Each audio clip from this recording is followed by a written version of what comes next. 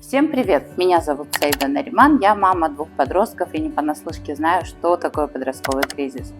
Моему старшему сыну 19, а дочке 15 лет, и сегодня я хочу поговорить с вами на тему личных границ подростков. Установление и уважение личных границ подростков – это ключевой аспект воспитания. И вот несколько советов по этому поводу. Первое. Обсуждайте границы. Поговорите с подростком о том, что такое личные границы. Объясните, почему они так важны, и позвольте ему выразить свои мысли по этому поводу. Тут постарайтесь услышать вашего ребенка, особенно в части, где он говорит про свои личные границы. Второе. Уважайте их приватность. Подросткам очень важно иметь свое личное пространство. Уважайте их нужду в этом.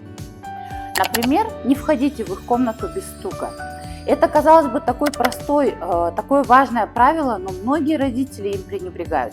Особенно, когда происходят какие-то скандалы дома, родитель считает обязательным залететь в комнату, перевернуть шкаф ребенка и сказать: «Что это за бардак у тебя такой? Давай быстро убирайся». Не делайте так. Третье. Позвольте им принимать решения.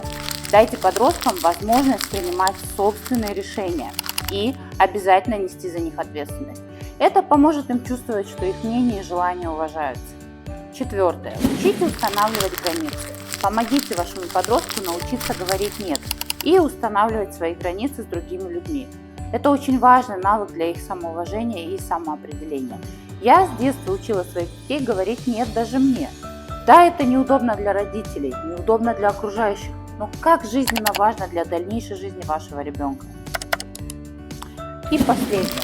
Будьте всегда примером. Мне очень нравится древняя мудрость: не воспитывайте ваших детей, воспитывайте себя. И если мама, взяв ребенка за руку, перебегает дорогу в неположенном месте, как вы думаете, что будет делать этот ребенок, когда вырастет? Поэтому показывайте уважение к границам других людей в своем поведении. Уважайте его границы и выбор тоже. Это даст подростку понимание того, как важно уважать границы других.